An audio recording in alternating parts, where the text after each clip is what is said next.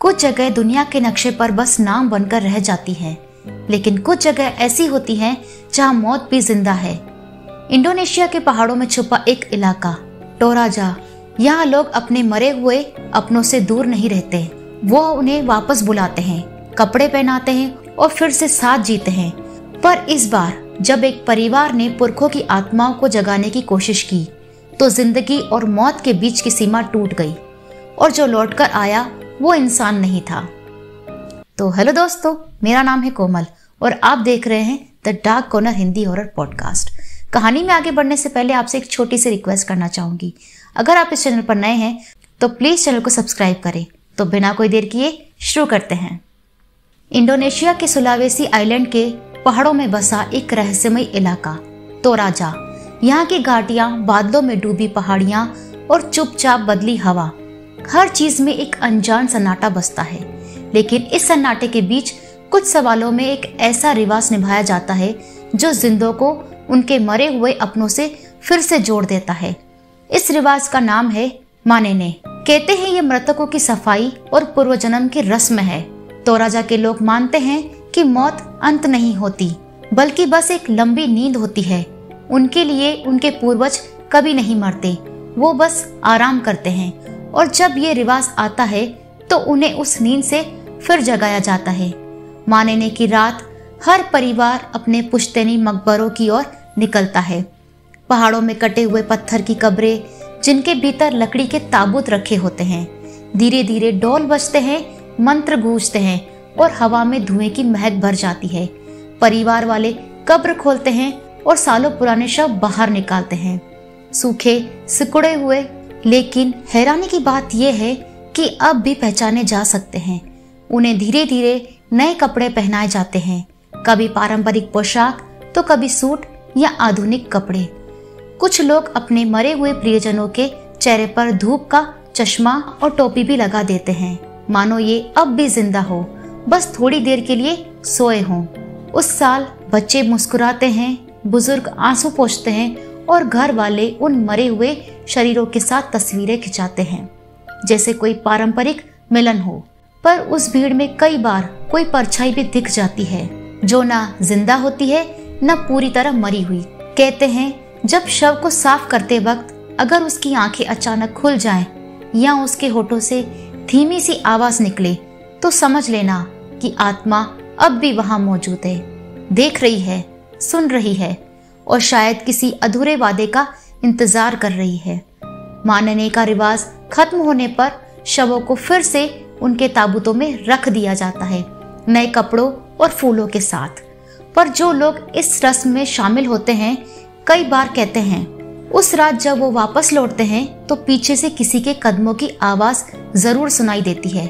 उस रात टोराजा की घाटी में अजीब सन्नाटा था।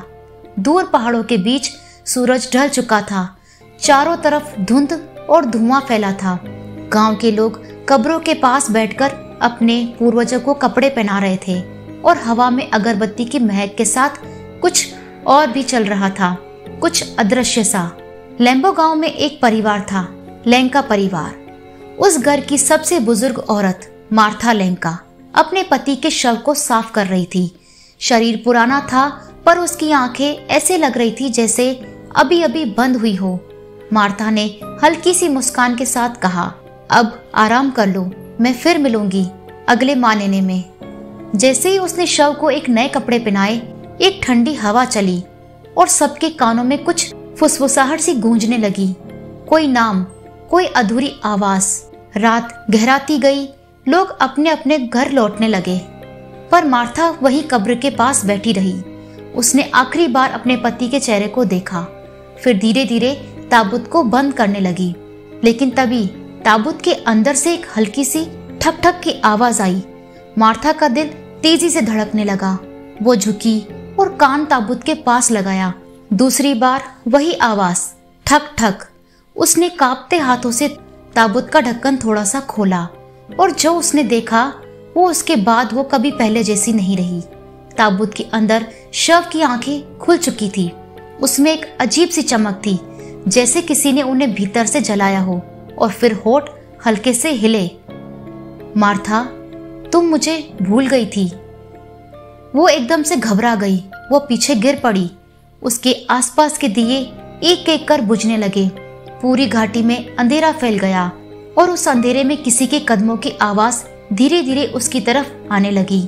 अगली सुबह जब गांव वालों ने कब्र के पास मार्था को देखा तो वो जमीन पर पड़ी थी, आंखें खुली हुई, सांसें थमी हुई और उसके पति का शव कब्र से गायब था। मार्था की मौत के बाद लैम्बो गांव में एक भारी डर फैल गया था। लोगों का कहना था कि मानने की रात के बाद किसी आत्मा ने वापसी की है, पर कोई इस बात पर खुलकर यकीन नहीं कर रहा था। उसके घर के बाहर अब भी अगरबत्ती की राख बिखरी हुई थी और दरवाजे पर सूख चुके फूल जो किसी मानने की रस्म के बाद छोड़े थे। लेकिन गांव की औरतों ने देखा हर सुबह उन फूलों की जगह ताजे फूल रखे मिलते।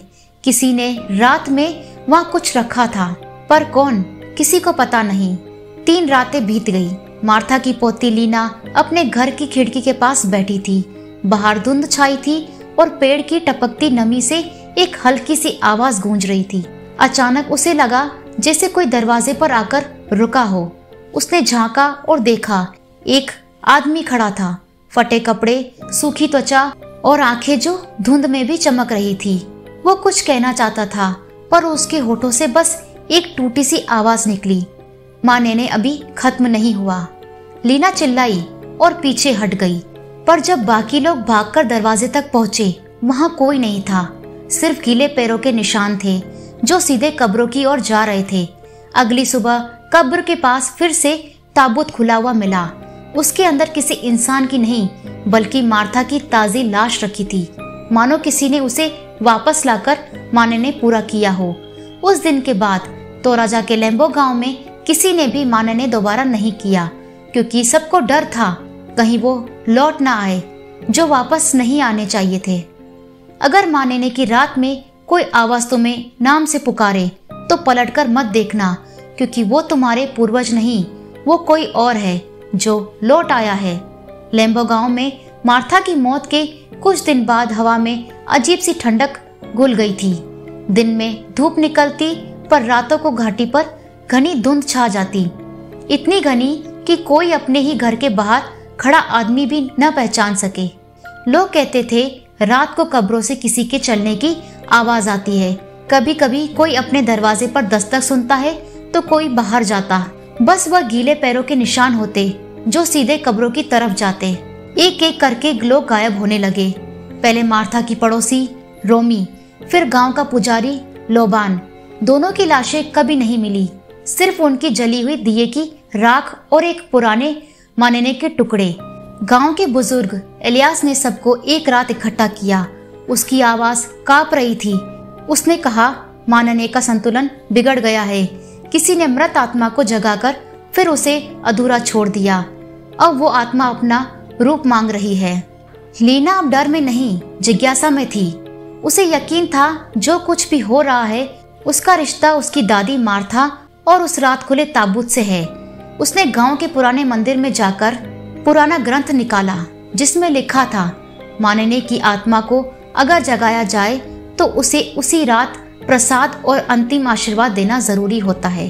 अगर ऐसा ना किया जाए तो आत्मा गांव को श्राप देती है और अपने साथ सबको मृत्युलोक के रास्ते पर ले जाती है। लीना का दिल तेजी से धड़कने लगा। वो समझ गई मार्था ने अपने पति को जगाया, पर शायद अंतिम आशीर्वाद देना भूल गई थी। रात का समय था। घाटी फिर से धुंध से ढक गई थी। लीना अकेली उस चट्टान तक पहुंची जहां उनके पूर्वजों के ताबूत रखे थे। धीरे धीरे कदम आगे बढ़ाते हुए उसने देखा सभी ताबूत खुले हुए थे। हर एक में वही चेहरे, वही आंखें, पर इस बार सबकी निगाहें सीधे उसी पर थी। वो कांपती आवाज में बोली, मानने, मैं आई हूँ आपको मुक्ति देने। अचानक हवा चल पड़ी, दीपक बुझ गए और उसके सामने मार्था की परछाई उभर आई। चेहरा सख्त, आंखें काली, पर होठों पर ठंडी मुस्कान। तुमने देर कर दी लीना, अब ये घाटी कभी शांत नहीं होगी। अगली सुबह गांव वालों ने देखा पूरी घाटी पर एक मोटी परत धुंध की जमी हुई थी और लीना कहीं नहीं थी। बस उसकी चप्पलें और एक मानने वस्त्र कब्रों के बीच पड़ा था। उस दिन से आज तक कोई भी लैम्बो गांव के पास नहीं जाता। कहते हैं जब हवा बहुत ठंडी चलती है तो किसी लड़की की आवाज सुनाई देती है, धीरे से कहती हुई, मानने अभी खत्म नहीं हुआ। लैम्बो गांव अब लगभग खामोश हो चुका था। घर टूट चुके थे, मंदिर सूने थे। हर रात घाटी पर वही पुरानी धुंध उतर आती थी जो कभी खत्म नहीं होती थी। लेकिन एक दिन गांव में एक बुजुर्ग पुजारी आया, एल्डर समरल, जो तोराजा के उत्तर से आया था। कहा जाता था कि उसने मानने के हर रस्म को समझा है। वो घाटी के बीचों बीच पहुंचा जहाँ पुराने ताबूत अब भी खुले पड़े थे। हवा में पुराने कपड़ों की गंध थी और जमीन पर राख की लहरें, जैसे किसी ने शव को घसीटा हो। रात का समय था। समारा ने एक दीपक जलाया और कहा, मृत्यु और जीवन एक ही रास्ते के दो छोर हैं। मानने का अर्थ सिर्फ लौटना नहीं बल्कि आत्मा को मुक्त करना है। उसने धरती पर 3 व्रत बनाए। पहले में फूल रखे, दूसरे में अगरबत्ती और तीसरे में पुरानी पवित्र पोशाक जो कभी मार्था ने अपने पति को पहनाई थी। वो धीमे से स्वर में मंत्र पढ़ने लगा। तोराजा की प्राचीन भाषा में उसके हर शब्द के साथ हवा भारी होती जा रही थी। कब्रों की मिट्टी हल्की कांपने लगी और ताबूतों से आती फुसफुसाहटें थमने लगी। अचानक मार्था की आत्मा उसके सामने प्रकट हुई, चेहरा शांत, आंखें नम, और उसने कहा, मैं सिर्फ उसे जगाने आई थी, रोकने नहीं। पर मैंने मानने का नियम तोड़ दिया। समारा ने सिर झुकाया और कहा, हर आत्मा को घर लौटना होता है। मार्था, अब तुम जा सकती हो। उसने दीपक को मिट्टी पर रखा और मंत्र का आखिरी शब्द बोला, मोकाला, जिसका अर्थ था मुक्ति। हवा अचानक शांत हो गई। दीपक बुझा नहीं बल्कि अपने आप तेजी से जलने लगा और उसी रोशनी में मार्था की परछाई धीरे धीरे गायब हो गई। उसके पीछे बाकी आत्माएं भी एक एक कर धुंध में विलीन होने लगी। अगली सुबह जब सूरज की पहली किरणें घाटी पर पड़ी तो सदियों बाद वहां कोई धुंध नहीं थी।